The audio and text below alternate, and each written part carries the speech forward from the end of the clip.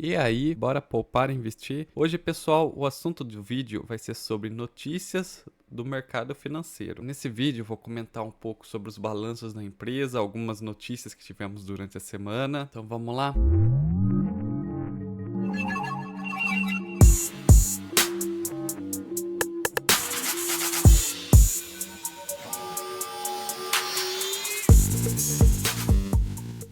Começamos a semana com a adiação do projeto de lei das fake news, onde foi uma grande derrota para o governo Lula, que não conseguiu aprovar esse projeto de lei. Também tivemos a nossa fala do ministro da Justiça. Eu gosto assim, muito cheirona. Dizendo que é um absurdo uma empresa poder se defender. Eu gosto mais se são carnudas. Foi no caso do Google, que ele disse que é um absurdo o Google ter postado na sua página lá, quando você acessa o navegador, colocou um breve trecho lá dizendo que o projeto de lei das fake news pode estar piorando a sua internet. Ou seja, o Google estava tentando se defender de um projeto de lei onde ia piorar muito o seu serviço aqui, colocando algumas censuras. Então, o ministro da Justiça achou um absurdo. Também no Congresso tivemos a derrubada do decreto de saneamento. Vai estar dando uma olhada aqui esse decreto. Em derrota para o governo, Câmara derruba mudanças feitas no marco do saneamento. Entenda. Os trechos derrubados pelos deputados estão em dois decretos editados no início de abril pelo presidente Lula, para, segundo o governo, atualizar a lei. Vamos estar dando uma olhada no que foi derrubado aqui. A Câmara dos Deputados derrubou o trecho de dois decretos do governo Lula, que mudavam o marco legal do saneamento. A votação no plenário da Câmara, na noite desta quarta-feira, foi rápida. Os dois decretos foram editados em abril, para, segundo o governo, atualizar a lei. Pode estar vendo aqui, um dos pontos derrubados nesta quarta-feira permitia que empresas contratadas para obras de saneamento comprovassem a saúde financeira até 2025 por meio de contratos provisórios não formalizados ou até irregulares. E o outro ponto que foi derrubado é o trecho que empresas estatais prestadoras de serviço de saneamento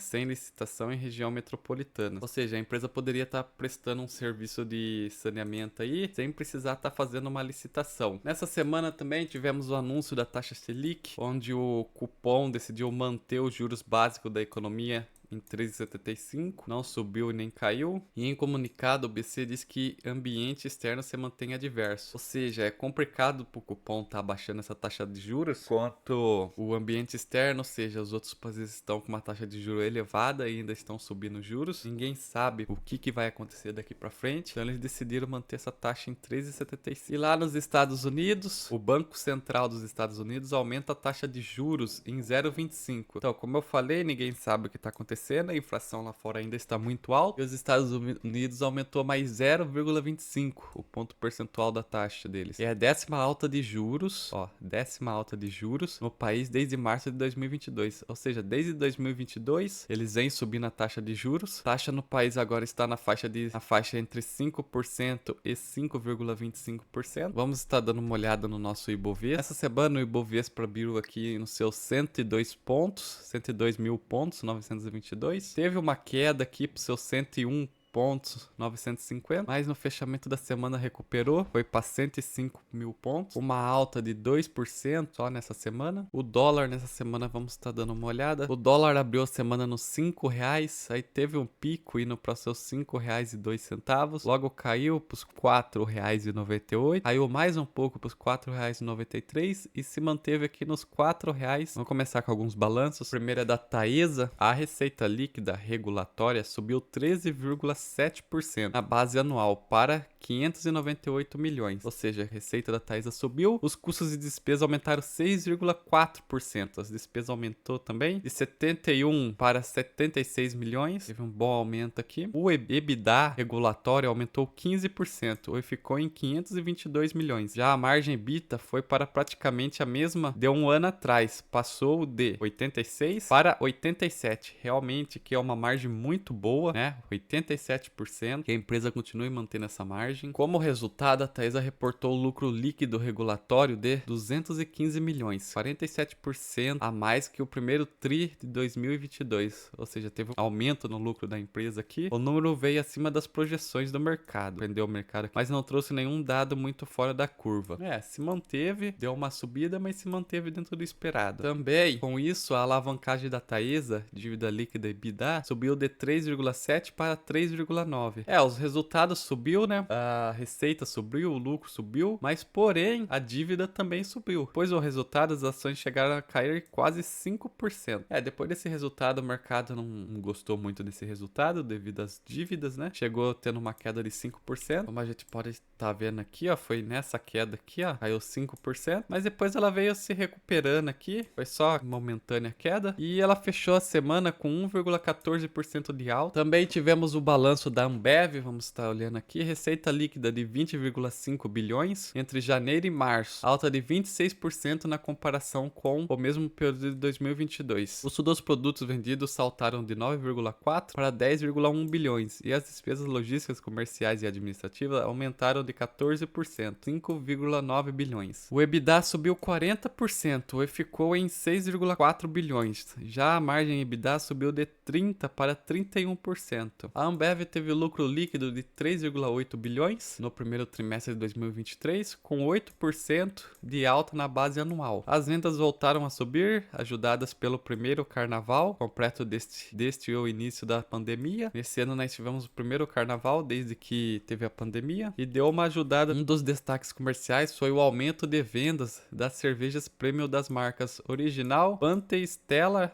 Artois e Corona. Apesar disso, o resultado foi impactado pelo aumento dos custos, queda nas vendas na América Latina por causa do cenário macroeconômico. Logo depois do resultado da Ambev, a concorrente Heineken anunciou que vai investir 1,5 bilhão em 2 fábricas do Nordeste. A maior parte do dinheiro vai para a fábrica de Igaraçu, onde a empresa quer triplicar a produção de cervejas puro, malte mais baratas, como Amsterdã. O resto vai para unidades de Alagoinhas, para aumentar em até 60% a produção da Heinekenzinha. Isso, a empresa Ambev teve uma alta na semana de 3,13%. Vamos comentar agora um pouco sobre o Bradesco, um dos maiores bancos privados do país, com 76 bilhões de clientes, faz 80 anos agora em 2023. A margem financeira total de 16,6 bilhões, com queda de 2,4% na comparação ano a ano. A receita de prestações de serviços subiram 1,6 para 8,7 bilhões. Despesas operacionais aumentaram 9,3 na base anual, passaram de 11,7 para 12,17 bilhões. Resultado operacional caiu 53% e somou 4,8 bilhões. O Bradesco teve um lucro líquido recorrente de 4,3 bilhões, 37% abaixo dos 7 bilhões. Então aqui a gente pode estar vendo que o lucro do Bradesco desabou. No ano passado ele teve um lucro maior no primeiro trimestre de 2022. O balanço veio acima das projeções, puxado principalmente pelas melhoras na margem, no resultado financeiro e no bom desempenho do segmento de seguro. Então o segmento que mais destacou foi o de seguros, né, que deu uma ajuda para o Bradesco. As provisões para cobrir a inadimplência caíram 36% na comparação com o trimestre anterior, mas o endividamento dos correntistas subiu demais. A inadimplência explodiu, principalmente entre os clientes pessoa física e as micro pequenas empresas. O que é inadimplência? Inadimplência é quando você pega um dinheiro com o banco e ele vai fazer as parcelas lá pra você estar pagando, né, de algum jeito. Você vai entrar num acordo lá, qual que é o melhor jeito pra você estar pagando. E quando você não paga essa parcela, você fica inadimplente, ou seja, você fica um devedor, você não pagou a parcela.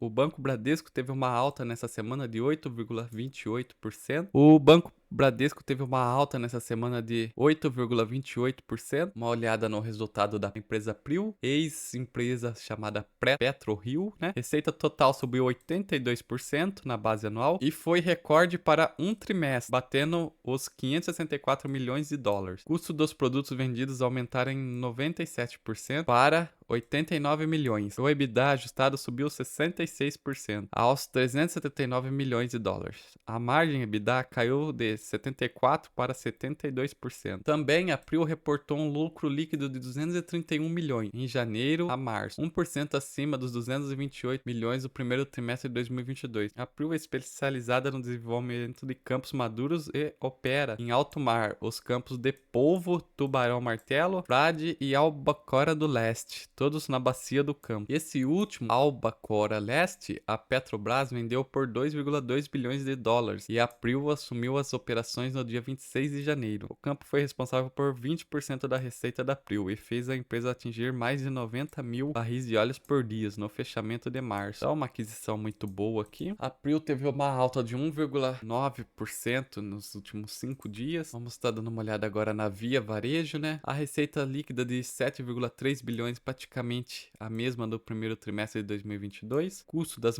mercadorias vendidas caiu de 5 para 4,9 bilhões ano passado. Despesas de vendas gerais e administrativas subiram 4% para 1,68 bilhões. O EBITDA ajustado ficou em linha na base anual, aos 675 milhões, com margem de EBITDA também estável, em 9,2%. A Via reverteu o lucro de 18 milhões do primeiro trimestre e teve um prejuízo líquido de 297 milhões. Então, a Via Varejo aqui, por que acontece isso? Quando a taxa de juros do nosso país, a Selic, está muito alta, as empresas do varejo tendem a sofrer mais, porque compra os produtos, né? Compra as coisas num preço. Aí amanhã já tá outro preço. Aí a taxa Selic sobe demais, aí amanhã tá outro preço. Então fica complicado ela prever, porque se ela compra um produto hoje a tal preço e vai estar vendendo ele, às vezes a pessoa compra parcelado, carnezinho, a pessoa acabar de pagar esse produto, a empresa já teve que comprar outros produtos para repor e ela não teve o dinheiro ainda. Então tem que estar sempre entrando um capital para estar girando essa empresa. Com as taxas de juros